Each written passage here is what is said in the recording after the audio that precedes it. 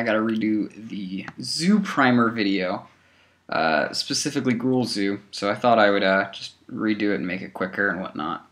Talk about the overview of a deck as a whole, and sort of just how it's evolved from Legacy to Modern, where it stands right now, and this is a Gruul Zoo, which has been winning most online events. You still see Domain Zoo occasionally and some mid-range Naya Zoo, but nothing really like insane. Whereas this deck wins once or twice a day sometimes. Yeah, it's like 5 times a week online from what they show. So this is definitely probably one of your top tier decks here in Modern now.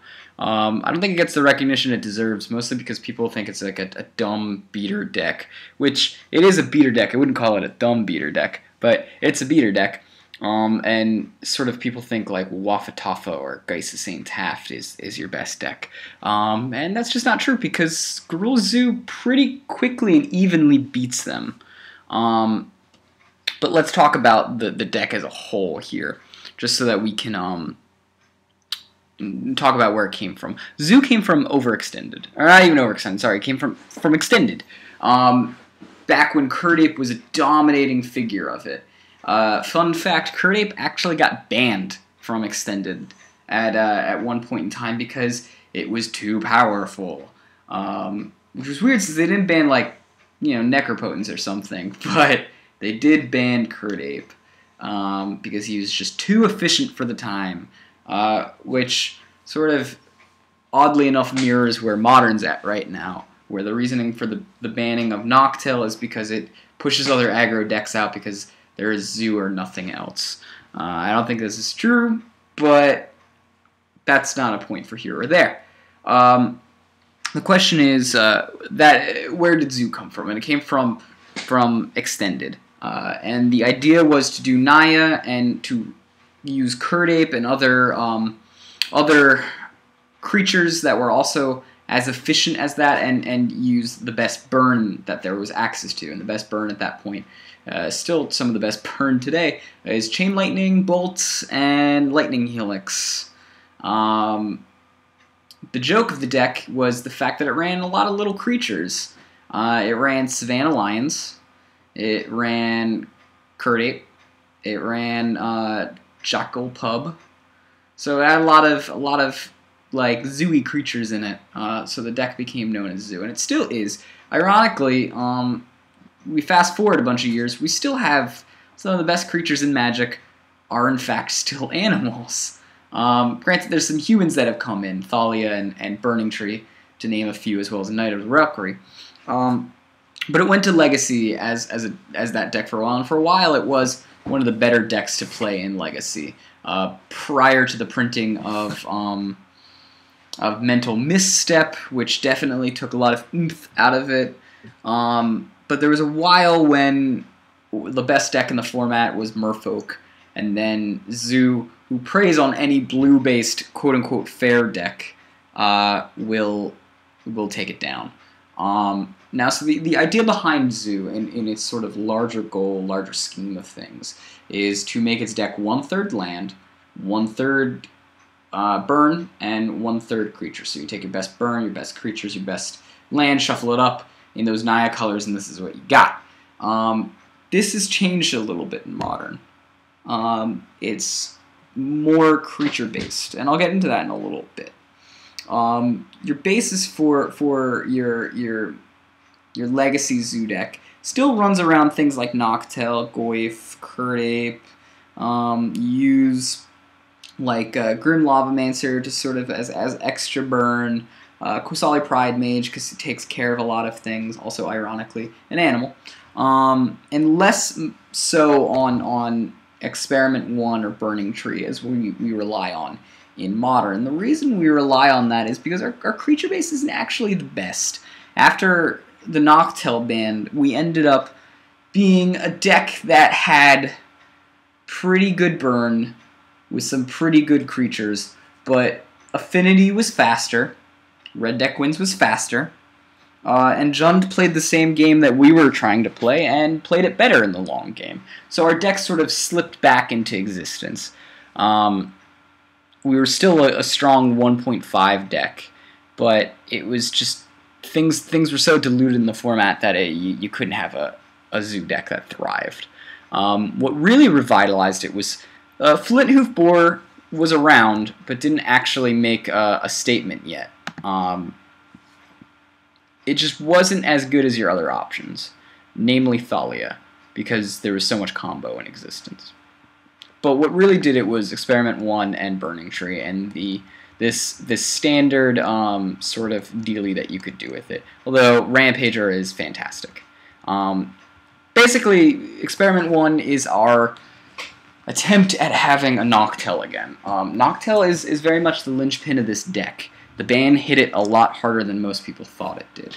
It didn't necessarily kill the deck outright, but it did say that your creature stability is gone. You can replace it with Experiment 1, who is, for the most part, when casted out of your hand on the first turn or second turn, a 3/3. And he's the best one so far. You could replace it with a Goblin Guide, which is just a 2/2 that gives them an advantage over time, because we don't burn them out nearly as fast as Red Deck Wins does. Or you can replace it with Step Links, who can hit for 4 to 8 damage sometimes, but it can also sit there as an awful top deck in a 0/1 for a long time. So that really revitalized Zoo. But it did shift it away from its usual roots. Now, it was most strongly in Naya, and more strongly in red and white than it was in green. Green was just access to some good creatures like Tarmogoyf, keeping your Curd Apes and your Loom Lions with big butts. But it wasn't the like focus of the deck. And the reason why was because you had some really good critters in those colors, and you had some really good critters in green, but your most of your discard, or sorry, your most of your burn came into the red and white territory. You've got Lightning Helix, Lightning Bolt, Boros Charm, and God, I'm brain farting on the other one. Lightning Helix, Lightning Bolt, Boros Charm, and Path to Exile. Right, Path to Exile isn't technically burn, but it does sort of the same situation that we use our burn for. But because we're now running Burning Tree to sort of speed our game up and to bring us back to sort of almost what old Zoo felt like, at least in its creature matchups, like its creature game plan, it throws us towards this red and green. The red and green is good because it allows you to do a lot of creature-y things, but bad is it's forcing you to focus the core of your deck to be red and green and not white. That being said, I still run white because I like the stability that white gives. I like the side options it gives. I like Loom Lion, and I like the fact that my deck doesn't fold to Pyroclasm. That's definitely an advantage of this deck, especially if you do the white splash for Loom Lion. And Thalia's good too. Thalia's great. Storm's back, and I wouldn't say it's doing well, but it's taking events, so it's something to keep on your radar. Let's get to what Modern is got right now, and Modern's relying heavily on Burning Tree. Let's theorycraft and say that Noctel gets unbanned. Well, then you're gonna see Zoo switch back into its older version. It's probably gonna kick out the Burning Tree Emissaries because it doesn't need it for Experiment 1 anymore. It's gonna end up looking more like this list is, but it probably will cut Flint Hoof Boar for things like Quasali Pride Mage to give it more of a longer range plan, and it will probably cut these guys down for burn. And you may see a Scavenging Ooze or two. Speaking of Scavenging Ooze, right now Thalia is taking the place of Scavenging Ooze. As soon as M14 hits, it will be 2 Scavenging Ooze, which is why my deck is now more green-based. Scavenging Ooze is good. It's not the second coming of Tarmogoyf, don't get me wrong. It's very powerful. Hoses some graveyard things, gives you some good plays, especially against decks that you're burning creatures out and then you're absorbing their life. But it's even in Legacy, it's used as a 2-er. If you wanted to do the same thing that Ooze does, but better, you'd use Deathrite Shaman. So let's talk about this as a whole, what my deck specific version is. We've got Burning Tree Emissary. Guy's great for a 2-mana explosion of whatever you need after that. Experiment 1, who's a Noctowl, more or less. Flint Hoof Boar, who is better than Ramgang because he is 3/3 all the time, pretty much. But you have the option to cast him off of a Burning Tree Emissary to make your Experiment 1 hit for 3 damage. Or if you've got him on turn 3, you can haste him. Haste is good. Haste is great. Haste destroys board wipes. Gore Clan Rampager, who rarely gets casted to be a 4/4 with Trample. He's mostly give target creature 4/4 with Trample and have it not be countered. And the reason why is because he sets up bad blocks. You swing with a Curd Ape knowing that the guy's got a Tarmogoyf and he's going to block with it. And if he doesn't block with it, well, you get 2 points of damage, or you might kill him with the 6 points of damage. But if he does block with it, well, you just did probably 2 points of damage and killed his Tarmogoyf. So it sets up bad block. For all intents and purposes, this is removal. Curd Ape, because big butts are important and the little monkey goes up to monkey business. You got Loom Lion, who is like a Curd Ape, but white, which is probably worse in Modern, since Death Mark can be a thing. It isn't really a thing. However, Curd Ape is worse in Legacy standards because you've got Hydroblast a lot of the time. Yeah, Tarmogoyf is not as good in Legacy, or is not as good in Modern as he is in Legacy. And the reason being is that we don't run Chain Lightning, which is a sorcery. So he's generally a 3/4 for us, which is still good. A lot of the times he would get replaced out of the deck in the very beginning of Gruul's Zoo, mostly because the deck builders wanted to Experiment 1 combo as soon as possible and the meta was not expecting it.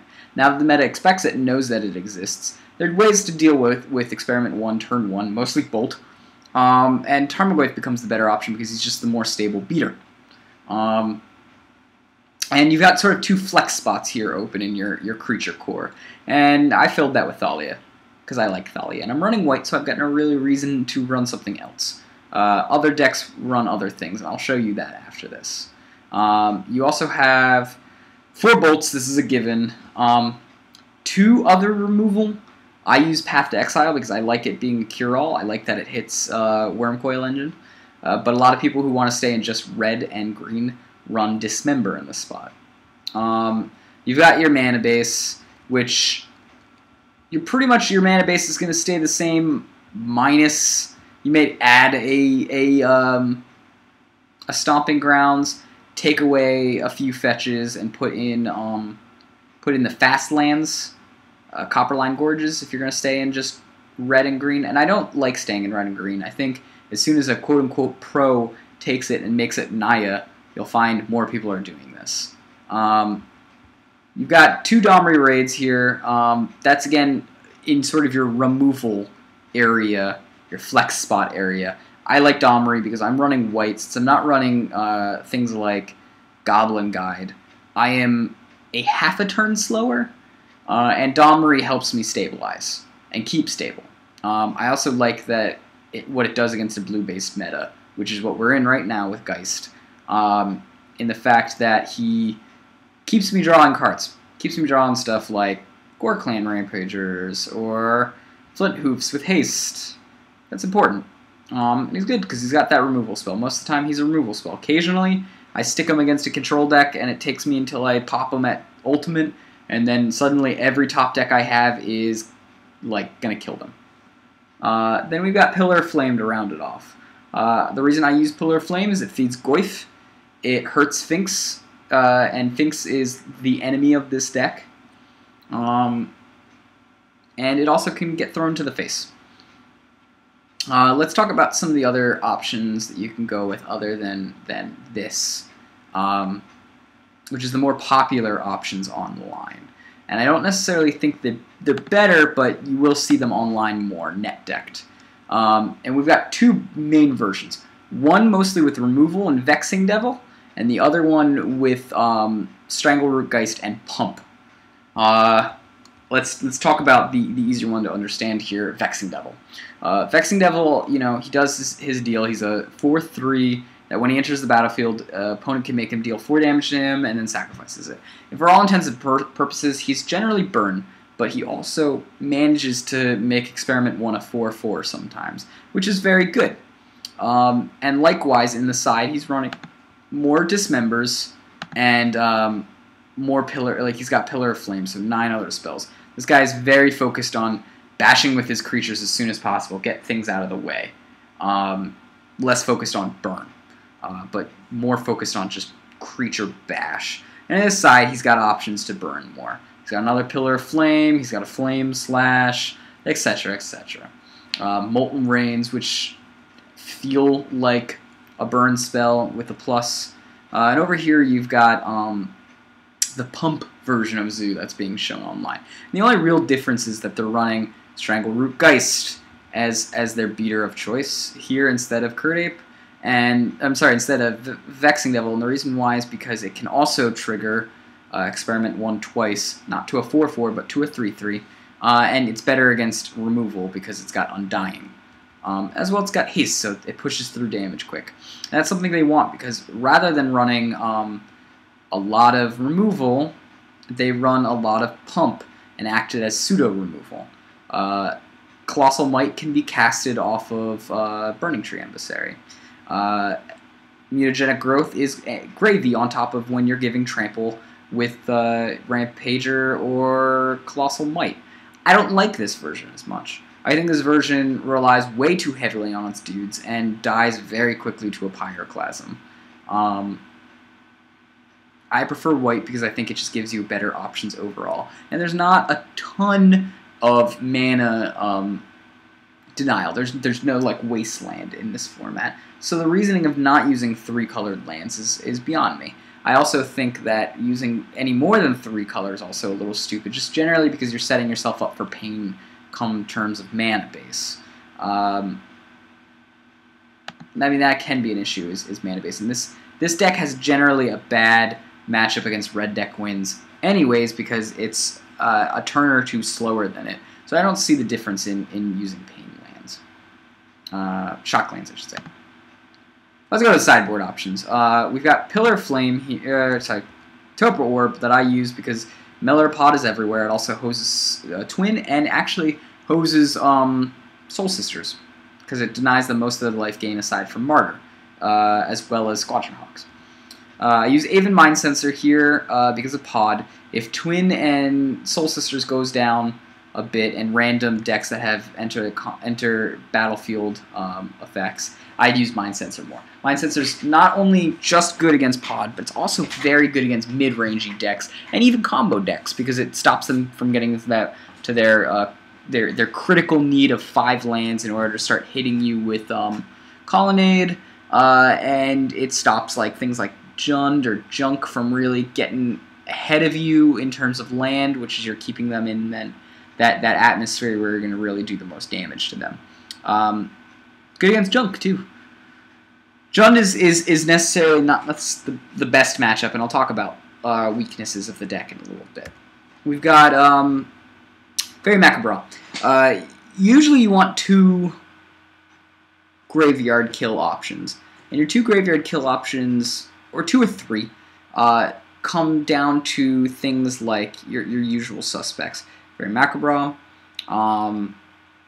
Grafdigger's Cage, Relic of Progenitus, who's very, very good, Leyline of the Void, or even Rest in Peace. Rest in Peace being very powerful. The reason why I'm not choosing Rest in Peace, even though I have white in this deck, is because of Tarmogoyf. I really want Tarmogoyf to be a beater. That being said, you still can use it. But that's not even the main reason. The main reason I don't want to use things like Relic, which I do think are more powerful than Fairy Macabre, is because I don't want to cast mana on it. I don't want to cast mana. I want to be focusing this deck specifically on race because I have to rely on my creatures. At least in Modern I do, because my removal and my burn spells are a lot weaker. There is no lightning, chain lightning, which is huge. So my options are limited now to Leyline of the Void, which is not in my colors. So if I have to mull down to get it, I'm losing my gas, which is counterintuitive.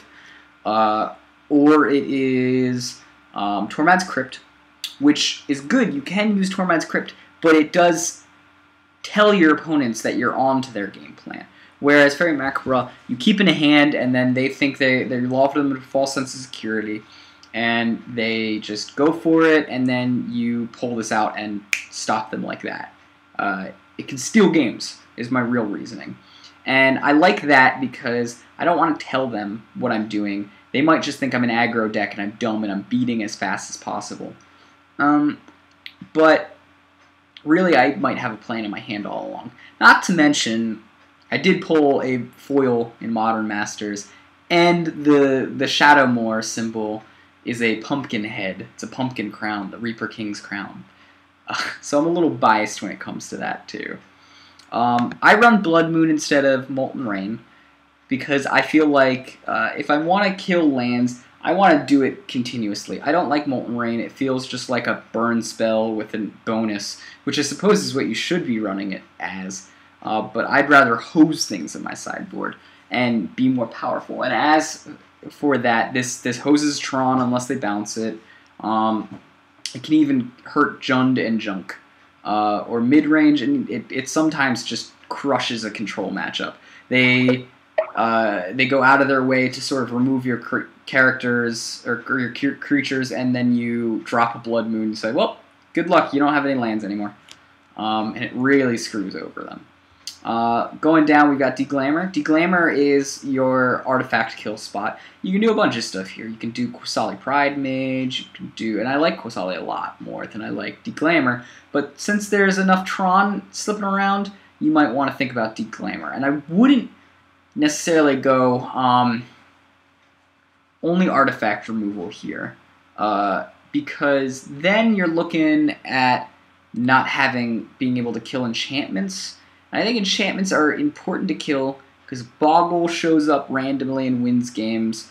But more than that, Pyromancer's Ascension is what Storm relies on right now. And killing a Pyromancer's Ascension can do a lot to saving your ass. I've got one Path to Exile here.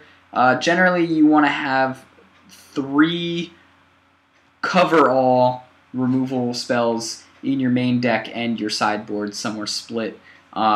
Being Dismember being one of those, or Path to Exiles in my case. And I side Path to Exile in against mid-range decks and take out things like Pillar of Flames because they don't do much. Vines of Vastwood. Vines of Vastwood is an all-star in your sideboard. If you're running Gruul Zoo, you should be running this. If you're thinking that Boros Charm is better, it is sadly not. Most decks only run 2 main deck wipes, and you're not really going to do any better than Vines of Vastwood because your main matchup you're worried about, well, you're not worried about, but that you're trying to make sure you don't lose to, is your Waffa Taffa controller, your Geist of Saint Wind. And they rely so heavily on Path to Exile or bolting your best dude, that when you turns of Vines of Vastwood them, you blow them out of the game. Most control players even know there's going to be a Vines of Vastwood coming up, but they have to risk it, and they're not willing to tap out on your turn, because if they tap out on their turn and kill your creature, you have a chance to drop a Goy for something more impressive. It puts them in a catch-22 situation. I've never been sad that I've had a Vines of Vastwood. I've even put it in over things like Pillar of Flames, when there's just decks that I need to be faster against, because Pillar of Flame for 1 mana deals 2 damage to the opponent. Vines of Vastwood for 2 mana deals 4 damage to the opponent. It's in 1 card. I run Fallout. I run Fallout specifically because I think there's enough super fast aggro decks between elves and little affinity robots running around. And actually, the Mirror 2 is more susceptible to Volcanic Fallout than I am. Because I've got Loom Lion. Looking back at my deck, You have Burning Tree Emissary, who dies to my Volcanic Fallout. Experimental one, who dies to it occasionally because he's not fully pumped, but mostly is fully pumped by turn 3. Flint Hoofdwarf, who does not die.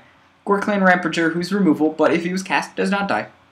Kurdape does not die. He's got a really big butt. So does Loom Lion. So does Tarmogoyf. Even on casting, Tarmogoyf generally has a big enough butt that he's through it. And Thalia is good. If they try to Pyroclasm when Thalia's out, I'm not really mad because they've just wasted 3 mana in their turn 2 play. And they probably only killed Thalia. So that's my deck in a nutshell. To move towards other sideboard options you have, you've got Kitchen Finks. A lot of people are running a lot of life gain now. Kitchen Finks is also desperately cheap because of Modern Masters coming out. It's dropped down to about $3. There was a time when it was about $14. If you do not have a playset of Finks, now is your time to buy it because it's just easy. And if you end up being more Naya colored, Finks becomes even easier to cast. You get Ancient Grudges, which are very good because they can do double duty, killing artifacts twice. Great against the Affinity matchup. Dismembers are also welcome in your sideboard because they're sort of a cure-all and just kill a bunch of creatures. They even get around sort of like indestructibility. I don't know when that's really going to be a thing. I still think splashing for Path is much more worth it. Molten Rain, which I discussed, is like a burn spell with the plus effect of killing a land. Pillar Flame, they hit Finks. That's the big reason for it. Smash to Smithereens, this guy's really worried about artifacts. Probably the Pod matchup or the Affinity matchup. You've also got Torpor Orb, which is great against, like I said, Twin or, you know, Soul Sisters or other decks. Fun fact, I was actually one of the guys who helped build Soul Sisters back in the day before Connor Lee Woods started touting around online and in my early Magic the Gathering career. It's one of my shining glories that I've had. Aside, you know, from being the Zookeeper. So we got Dismember again in the sideboard. It's doing exactly what I'm saying. Flame Slash is just really, man, it's Dismember. It is the same thing as Dismember, only it costs a red instead of a colorless, and it doesn't hurt you. And decks that use already 3 Dismember and want some more Dismember insurance do not want to take the extra damage that is associated with it, thus do not use it. Also, on a side note, I feel like there's no reason to use Dismember if you're playing red or green, especially if you have access to Naya colors, because Path does the same thing, and you mitigate the damage that you take from your fetch land, your extra fetch land, from not taking Dismember damage. You've also got Relic of Progenitus. This guy's using it. Again, I don't think it's a good idea because it costs mana to do its thing, costs 2 to do its thing, which isn't a lot, but it still takes up a turn. Smash Smithereens, Vines of Vastwood. As you can see, Vines of Vastwood being a very good idea. You've also got things like Active Aggression, which can steal creatures. At this point in time that I put this posting, and by the way, these are all things that have won dailies. There's a lot of Jund decks running around. Stealing a person's Tarmogoyf is very good. Let's see what else we got here in people's side. Vexing Shusher is sort of less good nowadays. Skullcrack is good against decks that got Finks. You go ahead, you kill their Finks, then you Skullcrack them so that they can't do it. I still don't think it's the best, but people do it. Combust is great against Twin. That's your main reasoning for using it. Kills all their creatures dead. Got Volcanic Fallout again. Some people rep it as well as me. Active Aggression. Again, more life gain. There's a lot of life gain that's been going around. That's sort of been the thing that's been happening currently in Gruul Zoo. So let's go now to a matchup. I wanted to get a better matchup than this mono green matchup, but I ended up not being able to because, well, I had a good matchup in play, but I ended up getting into an argument with the guy. I do like arguing a little bit on Cockatrice. I know I probably shouldn't, but it's something that I do. I'm actually going to stop it here and then attach the attach the Gruul Zoo video in a separate video in case you guys want to watch it. We're going on a little long. It's 30 minutes. So here's the overview of the deck.